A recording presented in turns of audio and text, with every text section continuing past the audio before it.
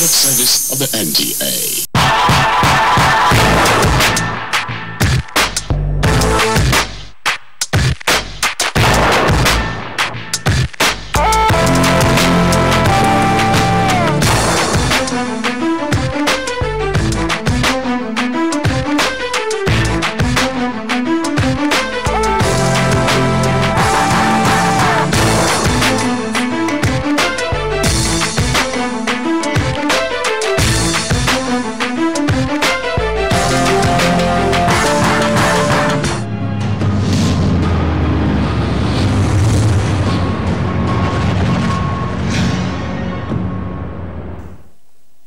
As the world gradually draws the curtain on 2017 and prepares to enter into a new season of goodwill, all sports federations are wrapping up their activities on a good note to herald the prospect of a truly great 2018 for all sports in Nigeria.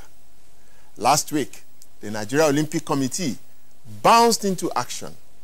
They revisited a 5-year-old outstanding issue of Court of Arbitration for Sports in Nigeria.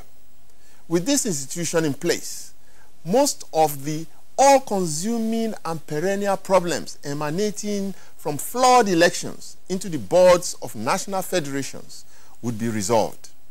The Nigeria Football Federation has also set aside the challenge whipped up by FIFA sanctions 2 weeks ago and set up new subcommittees to better oversee its activities and programs. So, 2018 is looking like a year that may hold some promise for Nigerian sports. Whilst the greater part of 2017 was spent lamenting the poor state of sports in the country, on the Sports Parliament tonight, in a very special program, in the spirit of Christmas, we shall attempt to examine 2017 in a more positive light and use that as candle of hope for 2018. I am Segun Odegbami, Speaker of the Sports Parliament, coming to you live from the studios of NTA in Lagos, Africa's largest television network. With me on this very, very special edition of the Sports Parliament is the one who should actually be here to help us summarize 2017. He is one of Nigeria's very few, living and dead or dead, Olympians, Olympic gold medalist, Ene Udo Obong. Mr. Speaker, it's nice to be around this evening as we round up 2017. Let us look back and see how great sports is and the prospect we have for the new year. Fantastic. Well, if you're expecting me to mention other parliamentarians, well, as I said, in the spirit of the Xmas season and the New Year season, and no fuel around, and the long queues all over town, and so on and so forth, I think that we would keep it that way.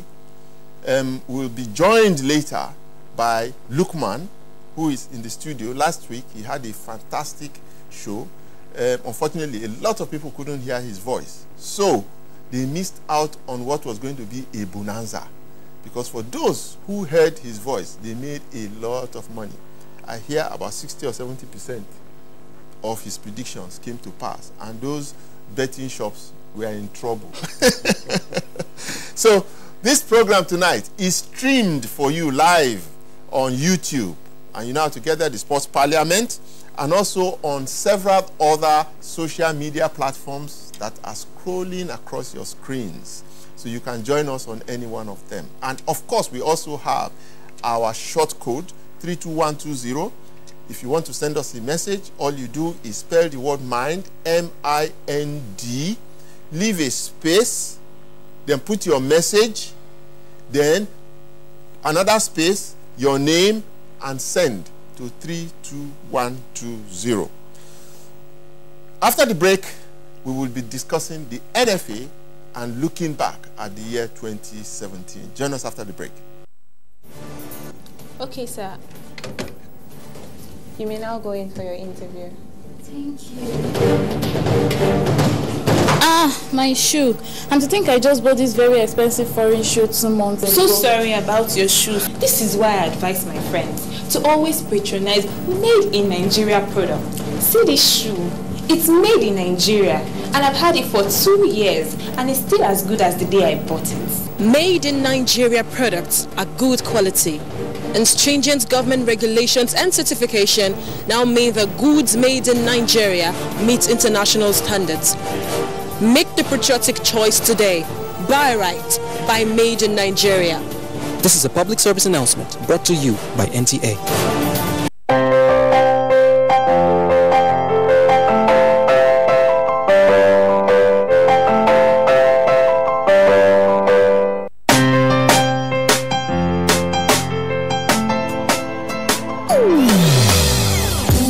Hear the call of change. Stand up, Algeria. Change is here and it's going to stay. Change begins with you. Oh yeah, make we go. Go to so let the change begin from within. Look at you, Ogerola. Change begins with you and me. Change begins with me. Change begins with me. Change begins with me.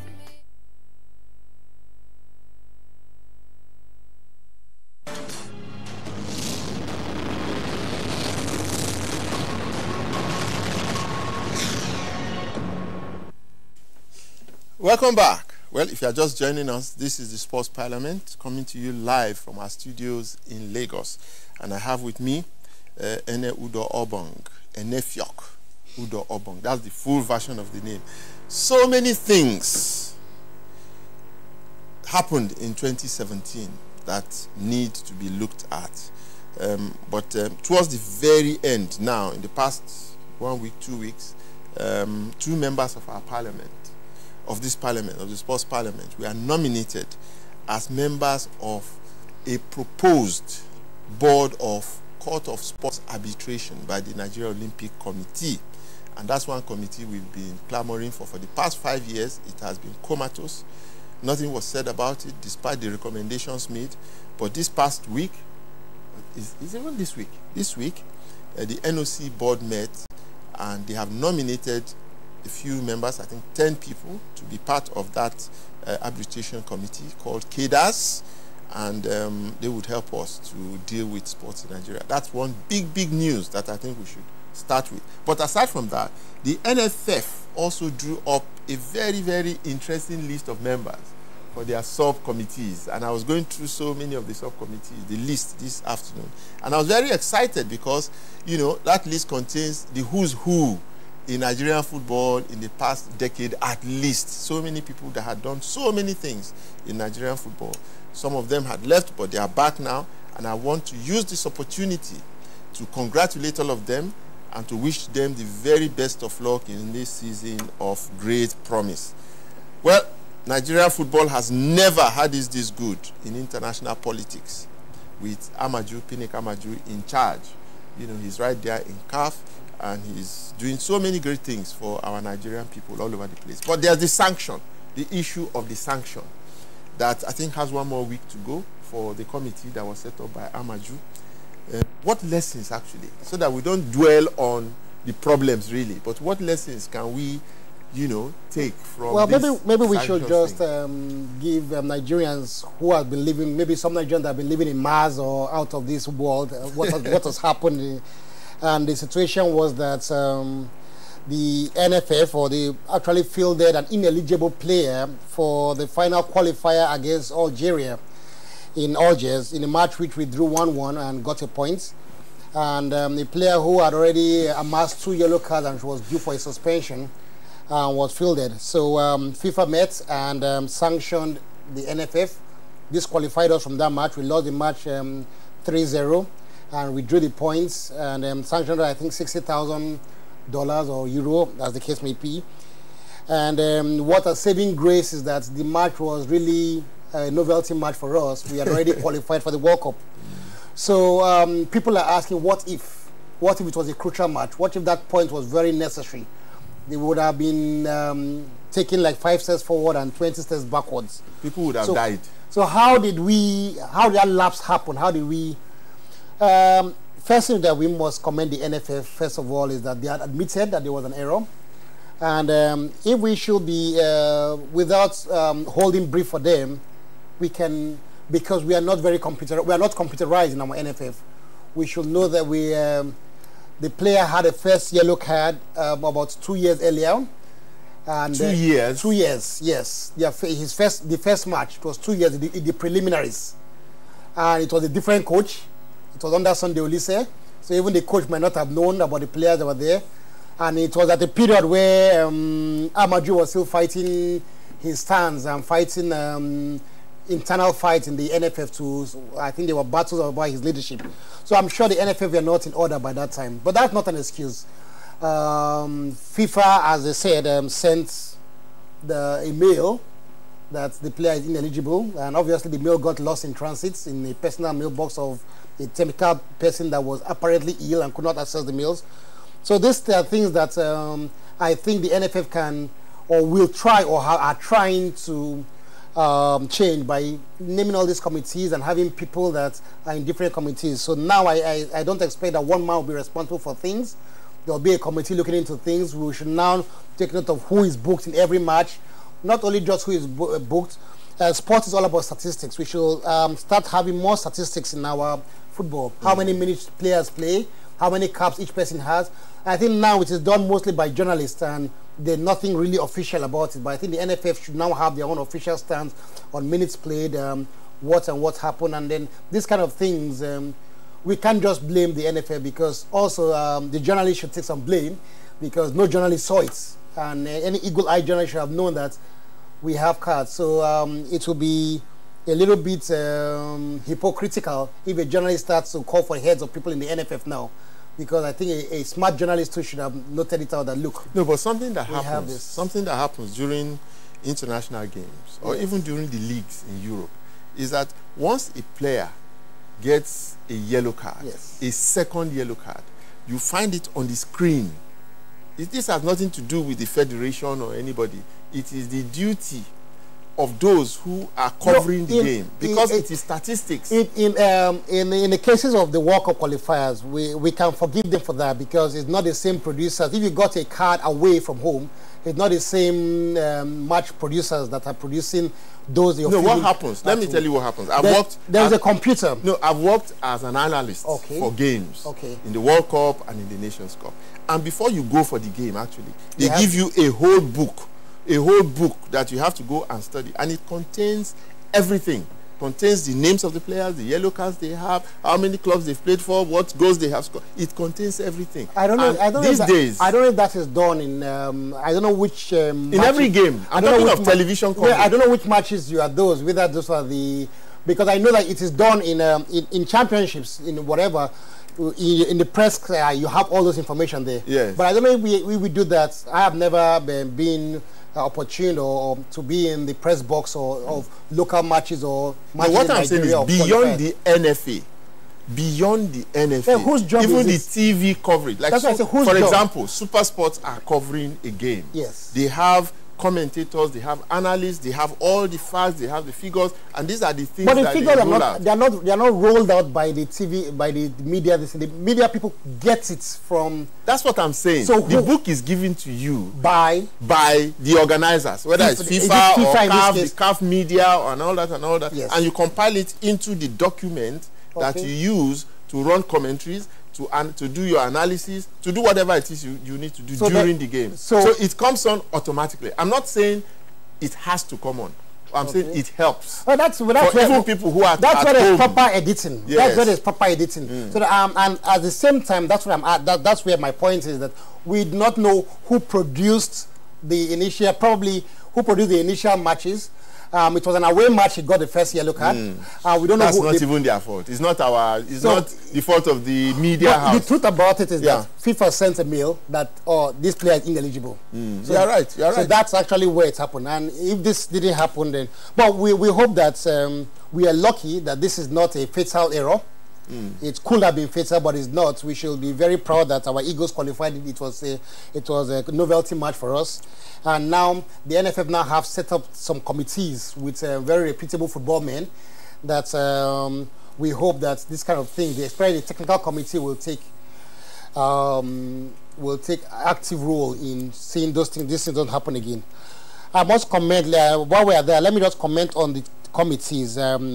While we are being very positive, we should be a little bit critical of a few things, and I'm not too privy of, I've seen the list and the committees, but the ethic and disciplinary, I didn't say disciplinary committee, but if there is, the ethics committee and the should find a way to be totally independent. It doesn't look like an independent body now, it's still enclosed within there, so that their work can be done easily. I've seen it, some very prominent, like Felix in the list, and which Felix? Awogu. Okay. In the ethics committee, and I feel that that's a very good thing. He's a person of very noble character, and the disciplinary committee too. But that should be put away. It should be a committee, but an independent committee, and that's the only way that they can do their work properly, so that they can check. You want to follow in the footsteps of FIFA? FIFA and the IOC. Can you achieve that? Can you achieve that? We should try. We may not achieve it, but we should try.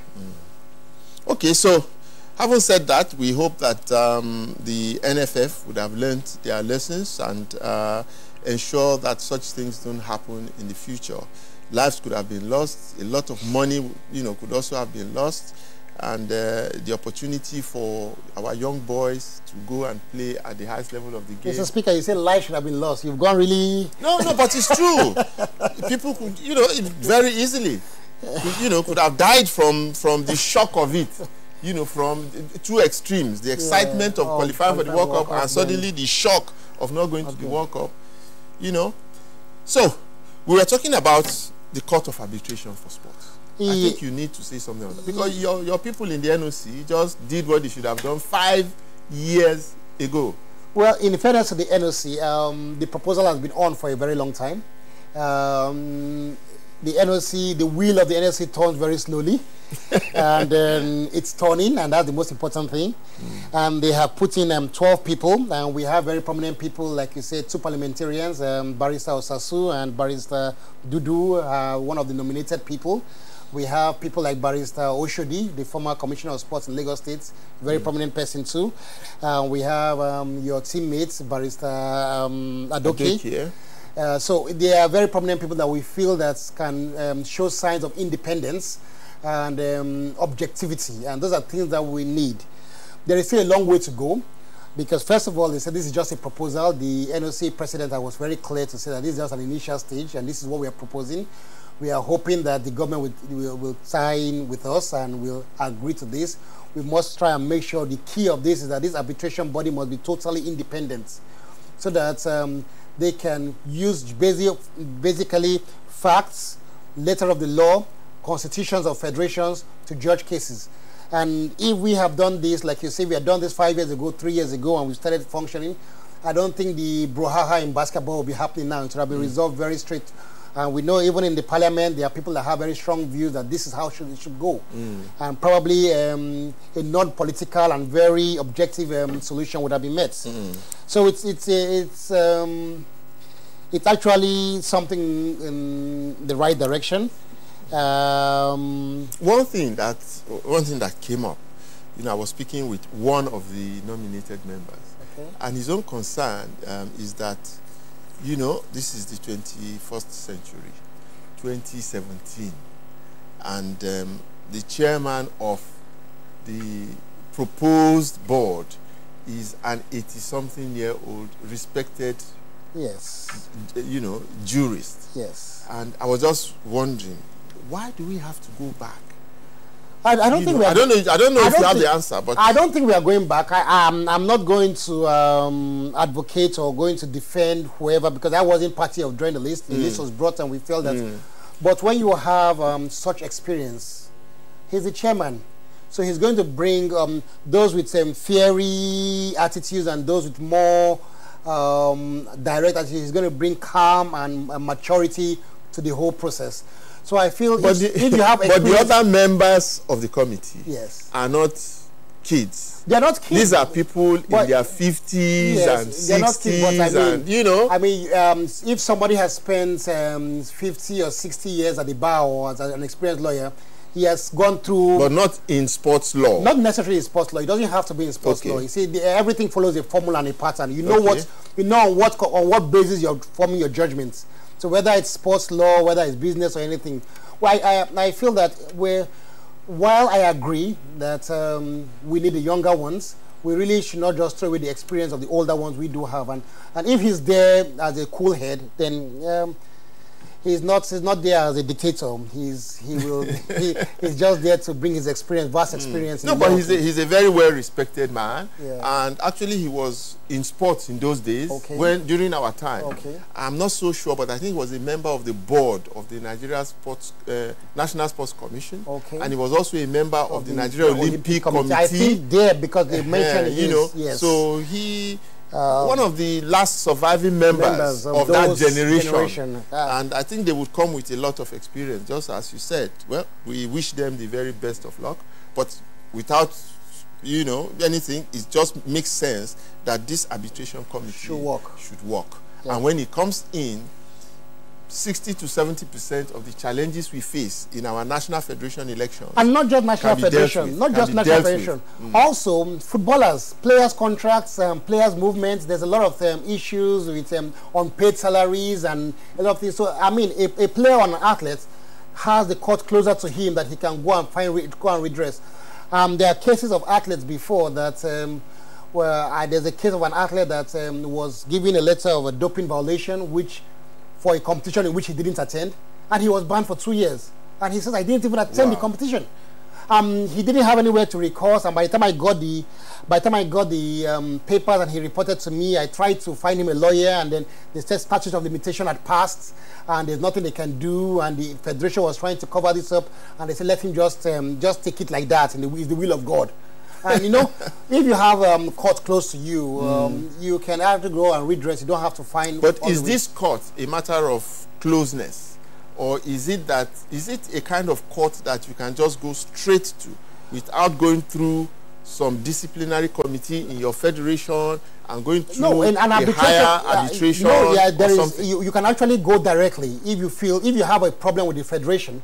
You go directly because you can't. You still have to pay the fees. Because it's a lot of money to go to the court of arbitration. Yes, but then that's where the key is. Because going to Switzerland is a lot of money. Going here might be cheaper for you, and you might even get a lawyer that might do it for you pro bono and can easily file it in a very cheaper for you. I tried to do it once. By the time I spent money that was not my own, $36,000 at cash. Yes, trying to chase an NFF election. And I sat and wondered, but why should I spend this kind of money because I wanted to be president or chairman of the Nigeria Football Federation? What is that? And I just quickly withdrew. It was going to cost $36,000. And you can see that if you had cadres at that time, you wouldn't spend that much. You would spend. No, that's what I'm asking. Yeah. I don't know if I would still have to spend that kind of money. I don't think you will spend that kind of money because the lawyer, somebody swindled me, collected $10,000, who was going to work on it. He hired somebody else. I had to pay that other person another $10,000, and so on and so forth. It's just. I hope this will work. It definitely makes it to be cheaper. You will still engage lawyers no matter what, but it definitely will be cheaper. And then, of course, you will have some other lawyers that are ready to make a name for themselves. Yeah. While you're going on that, we're just talking about arbitration and then choosing by people. We just talk about Nigerians are there debating why they didn't win the BBC Player of the Year and why they are not even elected in the CAF Player of the Year. And when you look at the list of the person that they are portraying, Victor Moses, we all know that Victor had a fantastic season. So I don't know if from your own footballer and someone that plays almost the same wing in which you played, do you feel that he actually deserved the Footballer of the Year? Well, look at this man putting the speaker on the spot. Putting the speaker on. I've had conversations with different journalists, local and international, about it, and people feel very strongly that, on the whole, for the year 2017, from the start of 2016, which is like half of the EPL, we are looking at the EPL now, half of the EPL, of the last season and half of the EPL in this season, that on the whole, probably Victor Moses, did better than anybody else in Africa, because his team actually won the league, and he was a key player there. But let's treat that when we come back. Let me take my time on this break, think about it a little bit more, and then we come back and really discuss it, because that's a very important topic that is close to the chest of Nigerians at the moment. So we'll go on this short break. When we come back, Lukman is waiting and he'll be joining us. Slavery is an evil practice abolished all over the world over 200 years ago. But today, human traffickers are selling human beings as slaves in Africa. It is your responsibility to make sure that you and the people you know do not fall into slavery. Don't believe fake promises of jobs abroad. People went to say Libya, Italy no use you when they carry me on top water. 4 days now they lock me for inside house, no food, no water. I nearly die. Now God, when me heaven and earth, now save me. If you get 1 naira for Nigeria, you get junior 1, you say you no get papa, you no get mama, that make you come out. I beg go they do farm work. You better pass person when enter road. Don't accept to travel to Europe through the Sahara Desert. You may be walking into slavery. Don't be a slave. This is a public service announcement brought to you by N.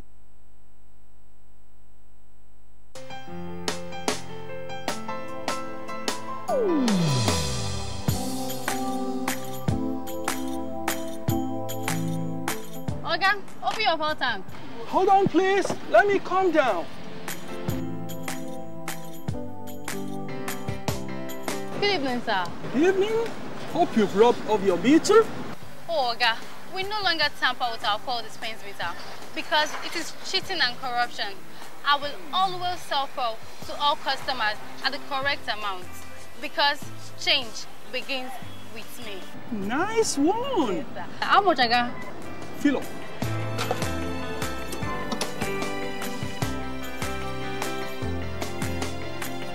This message is brought to you by the National Orientation Agency in conjunction with the Federal Ministry of Information and Culture.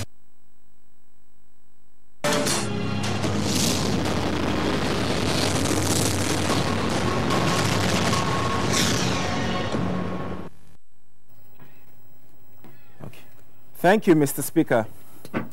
It is perhaps the biggest game in the Spanish League or even in the European football calendar. This weekend, newly crowned World Club champions, Real Madrid, will square off against eternal rivals Barcelona in a must-win game from Zinedine Zidane's team if they still have any hope of retaining their Spanish La Liga title. Elsewhere in Spain, there's a derby in Valencia. We have mouth-watering fixtures in England, and there's a big game in Italy. Welcome to European football in 300 seconds. My name is Lukman Ogunolu. Our focus matches are Juventus, AS Roma, Napoli, Sampdoria, Arsenal, Liverpool, Man City, Bournemouth, Burnley, Tottenham Hotspur, Leicester City, Manchester United, Everton, Chelsea, Valencia, Villarreal, Real Madrid, Barcelona. We begin in Italy. Juventus, AS Roma. This is always a heated fixture when these two sides. So we should expect fireworks at the Juventus Stadium this weekend. Unfortunately for Roma, they've not enjoyed their trip to Turin since the last time they won there in 2010. Based on that, I'll be backing Juventus to win this 2-1. Napoli, Sampdoria. Napoli should consolidate on their last away victory away to Torino and ensure that they retain top spots in the Serie A heading into the winter break. Same for Sampdoria too. They haven't won at São Paulo since 1998. I don't think that will change this weekend too. Napoli to win 3-1. Moving over to England, Arsenal square off against Liverpool. I'm sure Arsenal have revenge on their mind considering what Liverpool did to them in the first leg when they humiliated them 4-0. Arsenal came back from ending their losing streak last week when they beat Newcastle 1-0. Liverpool themselves have been fantastic away from home lately. Expect goals in this game. I'm going for a 2-2 draw here. Manchester City hosts Bournemouth. I'm sure nobody will be betting against Manchester City to continue their impressive run in the Premier League. I don't see Bournemouth performing any magic here, so I'm predicting Man City to win comfortably 3-0. Bournemouth Tottenham. The Claret sits 6th position on the table, and they are 1 point better off than their rivals for this game. Unfortunately, Spurs have had a better result against Bournemouth at Turf Moor in the last 3 seasons. But I'm predicting that Bournemouth will give a better, Burnley will give a better fight this time around. So I'm going for a 1-1 draw here. Leicester City entertained Manchester United at King Power Stadium. Both sides lost in the Carabao Cup midweek. We expect reactions from both of them. Unfortunately, too, Leicester have lost their 2 last home games at home, and I think that Manchester United will make it 3 on the bounce for them. 2-1 Man United. Everton played Chelsea at Goodison Park. Everton's form had turned around since Sam Allardyce took over, and they have become very solid. Wayne Rooney has found his goal-scoring touch again. This definitely is it's going to be a tough game for Chelsea. I'm predicting a 1-1 draw here. Moving over to Spain, Valencia take on Villarreal at the Mestalla. This is a Valencia derby. Valencia have been unbeaten in the league since the start of this season, and I'm sure they want to end the calendar year unbeaten at home. Villarreal themselves to turn the corner after losing 3 straight games before winning away to Celta Vigo last week. I'm going for a very close game here, 2-1 Valencia. Now to the big game of the weekend, the El Clasico. Back-to-back Club World Champions and European champions, Real Madrid face eternal rival Barcelona in the Spanish capital. The rivalry between these 2 sides cannot be overemphasized. And Barcelona at the moment hold a healthy lead of 11 points over their rivals as they head into this game. The unfortunate side for Barcelona is that they have their key centre-back Samuel Umtiti out injured, and I think Real Madrid should dig in deep enough to be able to find a way to win this game. So I'm going with Real Madrid 2-1 to win at home. This wraps up our focus for the week. I hand over the baton to Mr. Speaker. This man cannot be serious. How can you say that Real Madrid will defeat the best team ever in the world, Barcelona, whoever was in or out or whatever, 2-1? How can Barcelona be the best team? Real Madrid are the world champions, World Cup champions. They are defending European Cup champions. They are defending Spanish champions. Don't start this. So I think Mr. Speaker, we will have tonight is not about Mr. Speaker. We are talking Real Madrid and Barcelona. Barcelona. Yes, it's a no-brainer. It's a no-brainer. Head and shoulders. Head and shoulders. Real Madrid. Better than. Look, this man is wanted by. They are the World Club champions. They are the European Club champions. They are the Spanish League champions. They have the best player in the world. I mean, everything is Real Madrid, so I don't understand where Mr. Speaker is coming from. Mr. Speaker, we have to leave your heart out of this and use your head. Okay. Well, Lukman was so right last week. So you don't argue with him this week? No, that I've been approached already by one organization, one betting organization, that we should get him off the program. Those who are betting, I hope they had their pens and paper, taking down notes and so on and so forth, because I'm going to start anyway. Last week you were how successful? Well, it was 7 out of 9, which is about 7 out of 9. Wow, 7 out of 9. Truly incredible. Well done. So, thank you. So, what's your own prediction for Real Madrid and Barcelona? I take it Madrid or a draw. Madrid or a draw. No, there's no or in this matter. No, but people that are betting know that there is draw. There's no, draw. You don't say or. No, you can do that in betting. Mr. Speaker, you should start betting. So you can say or 3 times. Yeah. Or 3 times. Mr. Speaker, you should start betting. And anyway, this man mentioned Rooney. He mentioned Rooney. He has recaptured what? What did you say? He has recaptured his goal scoring, and he has scored with penalty kicks. He has scored 10 Premier League goals this season. With how many penalties? Penalties give confidence. Yes. A striker relies on goals, and once he has scoring, you believe that you can get it right again. Anyway, okay. Now, with all your expertise, you are going to join us in the rest of our conversation, particularly this issue of African Footballer of the Year. What are your own thoughts about the African Footballer of the Year? And Victor Moses, let me ask you the question. If you were not a Nigerian, who would be your choice of African Footballer of the Year? Well, Mr. Speaker, thank you for this opportunity. Just permit me to just give a brief history. And I recollect that when JJ Okocha in 2003 won the BBC African Footballer of the Year award, yes, we were expecting that was going to win the African CAF awards too. Unfortunately, he didn't win the award, and one of the reasons that CAF gave then was that he was playing for a smaller team in England and his team didn't succeed. So, according to them, your club's success is important in as much as an individual you perform exceptionally well. So based on that, I've been watching the trend since then to see, oh, it appears that those who have successful years with their club end up having the opportunity to be able to get on the rostrum and pick this. Does it matter whether they do well or not, or justify the position of best player or not, or is it just being a part of the team? Well, remember, there was a time when Kanu and Finidi were in Ajax. Yes. And Ajax won Mr. Speaker, you're going too far. No, I'm just saying. So would you say because they were there? Was in Chelsea, and Chelsea won the European Champions League. So would you now say it was not nominated and exactly? Any of those things. So exactly. I think what is key here is your success in the national team too. And you could see that the Mohamed Salah had very great success in the national team in this year. Egypt was a runner-up in the African Nations Cup, and Salah played a very big role there. Nigeria was not in that Nations Cup. Cameroon that won the Nations Cup didn't really have an exceptional player that was nominated and everything. Yeah. So I think that's where that swayed most people towards Salah. If Nigeria was in that Nations Cup and even had reached the semi-finals and Victor Moses had done work, scored a goal or two, I think that would have tilted the pendulum in his favor.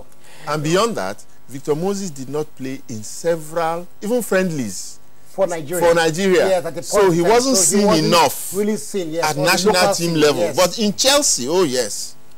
Okay, thanks for the explanation. My point, where I was going to is, so since then I've been trying to watch that trend, and I thought that, oh, since Victor Moses was successful with Chelsea last year, and of course he played a crucial part during our World Cup qualifiers, at least he would have made the top 3 positions. In CAF? Yes, because I look at Sadio Mane. Yes, he had a good year with Liverpool too. Yeah.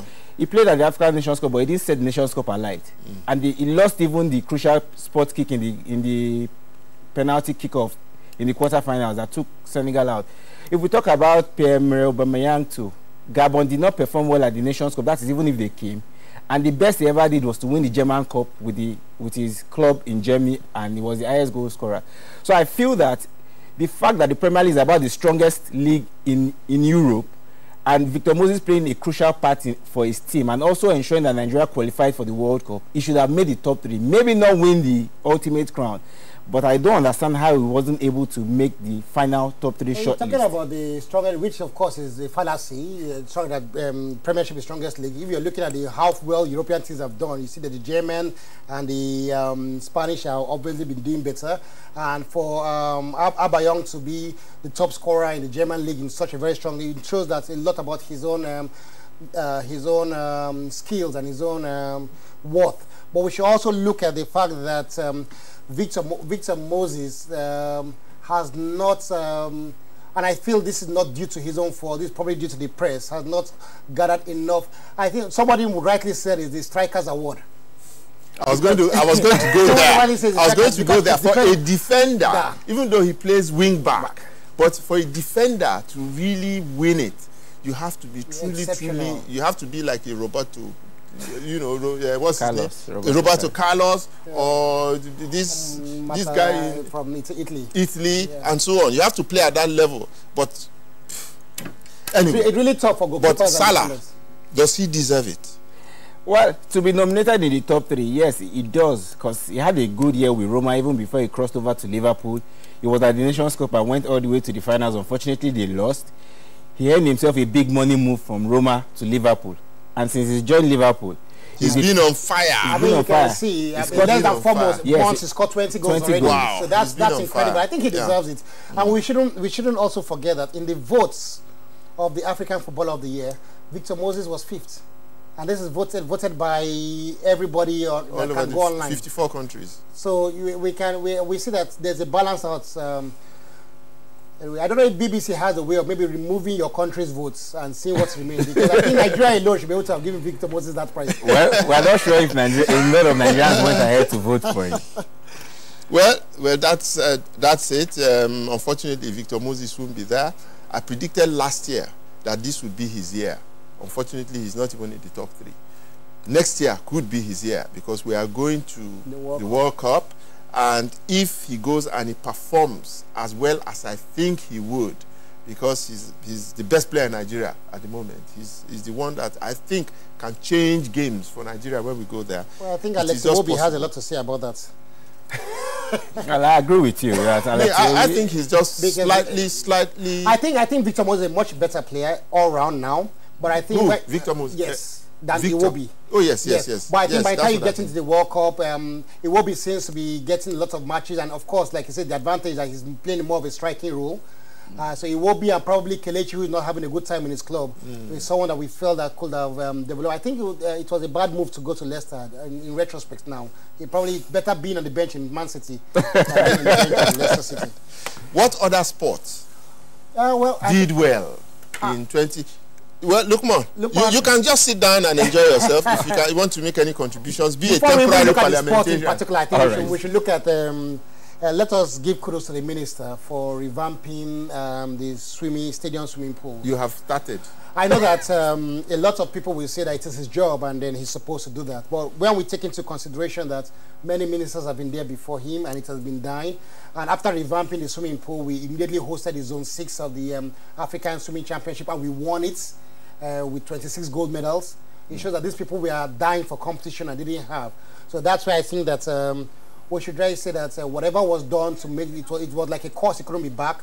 Whatever was done to bring it back, the swimming pool is back up now, and there's competition going on. And as we can see, that's actually our swimming pool in Nigeria, and it's hosting competition. So I think it's a good thing, even if it's the only thing he does. I think we should commend him for that. Is it the effort of the minister? Or how did that come to be? Is it the National Sports Commission that did it, or is I think the minister was determined that he should. I think when he first came and his first tour, and I was privileged to be around the first tour of facilities, and he asked why, and I think there has been a lot of well, I don't want to say what facts I don't have, but there have been a lot of trials to put that swimming pool back in order for the past 10 years. Private initiatives. Private and government trying to work with private, but somehow something has been. But whatever it is, the swimming pool is now on, and then we can have hope. And that's the championship we had, the African second, which we won, incidentally. So, can we take it to the next step? Maybe by the next All African Games, you can compete with likes of South Africa in swimming. Next sport, please, Mr. Speaker. Or maybe the tennis courts beside the swimming pool would be next for refurbishment and renovation. I actually think and so on and so forth. The track and field, and that's no, don't go there because that will never happen. Except we are hosting the World Cup. That will not happen. So, what other sport did well in 2017? I think table tennis. Table tennis. Table tennis was our surprise package at the Olympics. Didn't win a medal, but we went as far as the quarterfinals. And it has continued that trend, especially with Haruna Kadri, who has been rising steadily, and I think now he's top 20 in the world in table tennis. I think it's a sport that people have not really been looking at and seeing the progress. We have an international circuit in Nigeria, which is sponsored and happens at the Teslim Balogun Stadium. And table tennis is slowly rising and has been rising over the past 4 years. I think a lot of credit should go to the former president of table tennis, I think Barrister Eniton or Oshodi. Yeah. He has done a lot to make sure that people come and see that table tennis is doing very well. Who is in charge of table tennis now? I don't know who the president is, but I think what I know He's is that carrying on. Our editor is very good. I think without prompting, gets us what we are talking about. Yeah, table tennis is on now. So after table tennis, I thought that we must mention basketball because their development in the past few years has been truly phenomenal. Basketball, we shouldn't I'm not talking of the politics. We shouldn't use the politics to forget what's been happening on the field of play, because on the courts we have been outstanding. I mean, Nigerian men for the first time beat Angola and became African champions. They narrowly lost the African championship, the silver medal last time. The women moved from bronze medalist to gold medalist, and they keep on rising. In the club side, First Bank has been doing well. In of female basketball. Even locally in the clubs, we've had new we've had new proprietors bringing up basketball teams, and I think the competition is getting up. I don't know, we have to now take it to the next level, and that is doing better at international championships and winning in the Olympics. I do not know if basketball is in the Commonwealth Games. I think the female are. I don't know if it's a Commonwealth sport. If we are going for the Commonwealth Games in basketball, then probably we should start winning outside the African continent. Because even the last Olympics, the first game we won was against an African side. So I think we should win outside the African continent. As we look, because one area, one sport that interests me a lot is track and field. As we start to look towards track and field, I can see something developing. In basketball, for example, we are now looking at Nigerians playing basketball in the United States.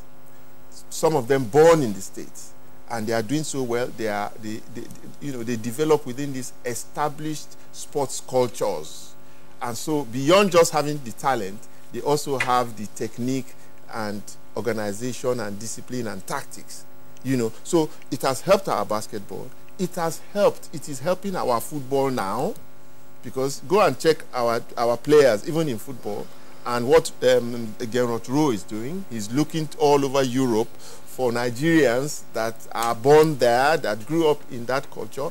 And so I think something like that is happening in track and field. Over to you. It's been going on, and Mr. Speaker, I must say it's a dangerous trend, and it's a shortcut in which I do not support, and I've always been against it.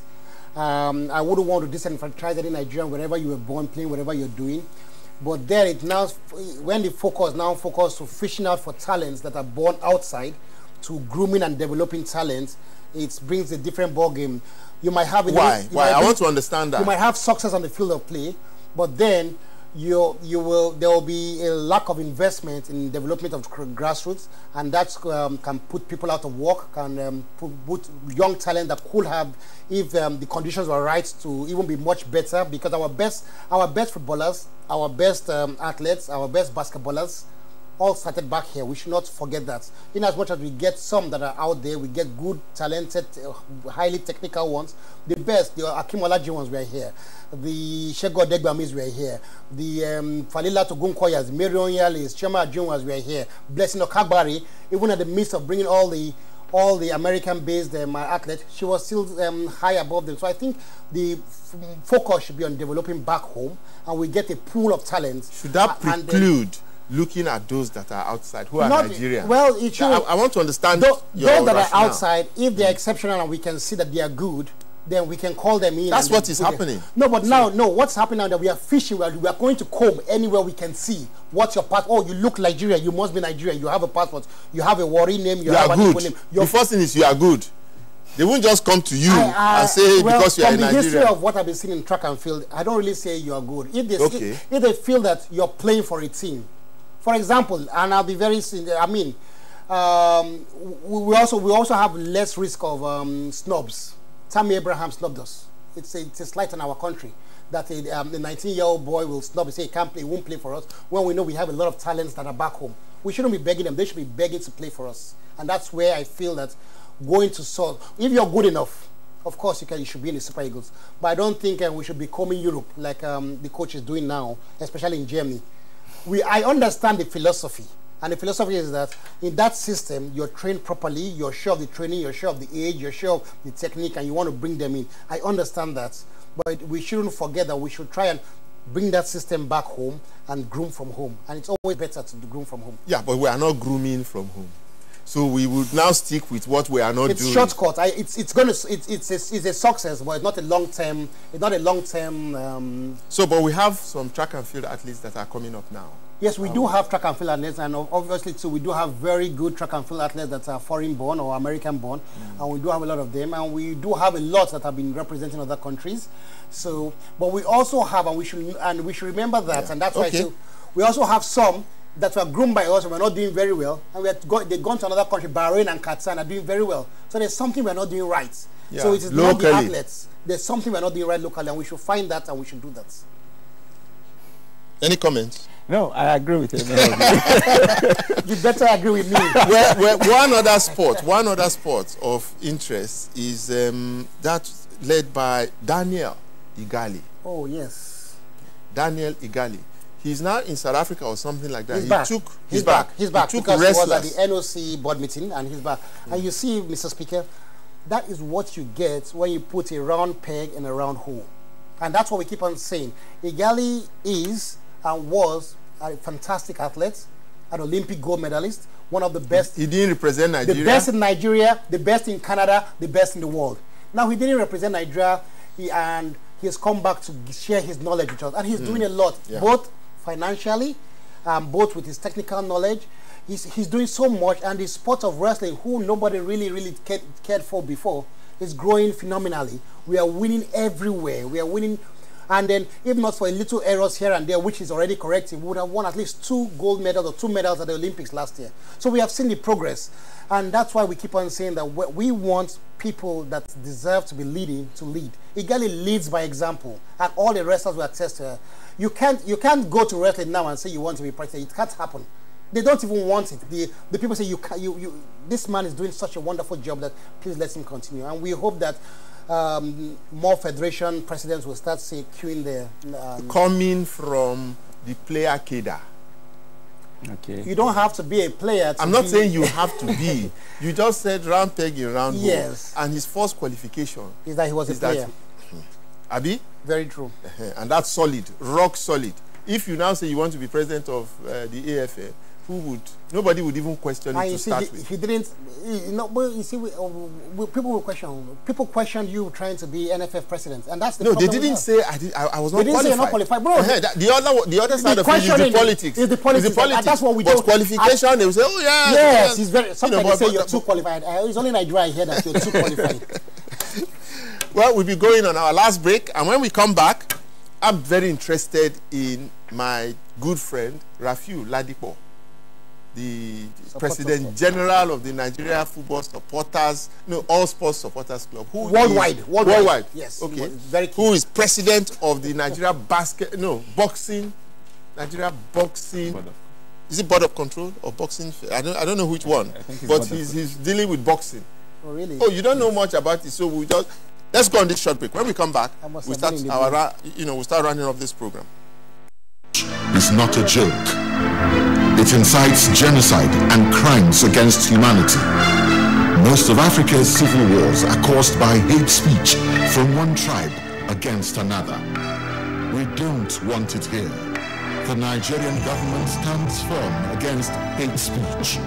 Under no conditions whatsoever should we tolerate or excuse or justify hate speech or hateful conduct of any kind, especially one such as illegal.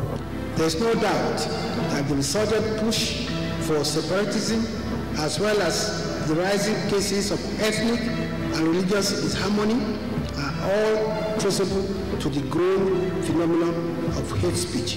One nation bound in freedom, peace and unity. Nigeria, one nation, one people. This is a public service announcement brought to you by NTA.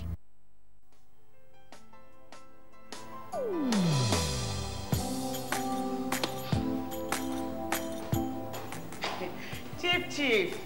Good morning, sir. You are here already? No. Now my spirit there. My body there for house. What kind of question is that? Were you not the one that fixed this meeting for 8 a.m.? You are now coming by 10 a.m. and start asking me job questions. But Chief, now, I'm sorry. Don't you also go late for meetings sometimes? You know now, African time. No more African time. And no more pancaking of face during office hours.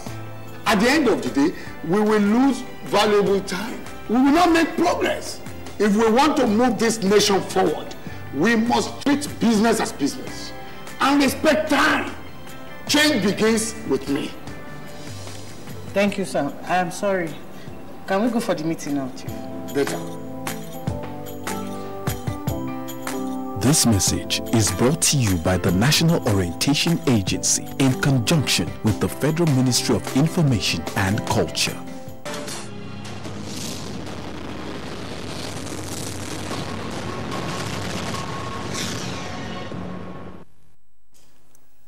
If you are just joining us, this is the Sports Parliament, a very special edition coming to you live from our studio in Lagos, the studio of NTA, Africa's largest television network. Conservatively, I think 60 million people watch us all over Nigeria, in fact, all over Africa now. Okay, all over the world, because we are on satellite TV. Yes. So we are streaming live. So what am I talking about? 60 million people. So we were talking about Rafiu Ladipo. I hear that he's the president of the Nigerian Boxing Board of Control. That's the professional arm. I heard him the other day talk about what he's doing in boxing, and it's really exciting. He was there at the Samuel Peter fight a few years ago. He was there at the Joshua fight a few months ago, and I don't know. So much is expected of him and boxing, but that's professional boxing anyway. Do you know anything about amateur boxing? Well, the truth about it is that just about Dr. Ladipo is that if he's there, he actually has a large following, and we can actually see more followership to boxing. It's like you said, the professional boxing, it can also spill over to the amateur boxing ranks. And once you have larger following in any sport, it always portends a good thing for the sports. So I do not know much about what his Mr. Ladipo's antecedents in boxing, but I know he has always been a great supporter of sport, all sports. He's been the president worldwide of all sports supporters. And even in terms of support, I think the boxers have got a good deal. Last word from you. The only female president? Yes, Margaret Binga is the only female federation president we have in Nigeria. So we are not very gender compliant in the federations, but we say congratulations to her. She's also been a black belt taekwondo fighter, so we hope that taekwondo will now at least qualify for the next Olympics. And move a motion for us to close tonight.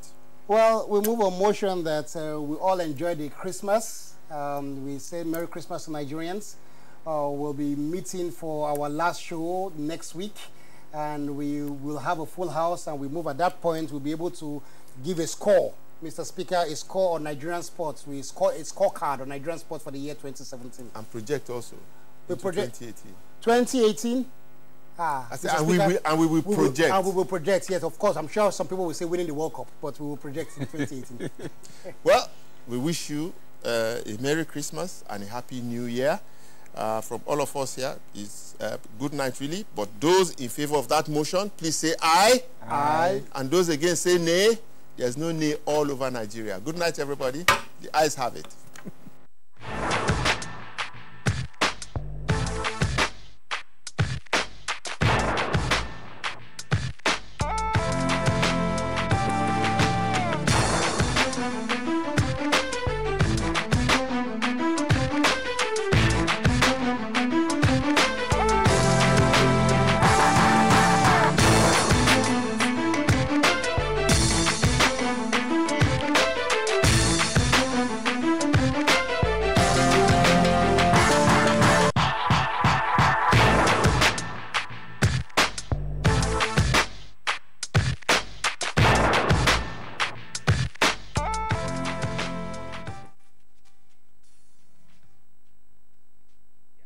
Barkanmu da warhaka. Ni ne Ekuka Lelo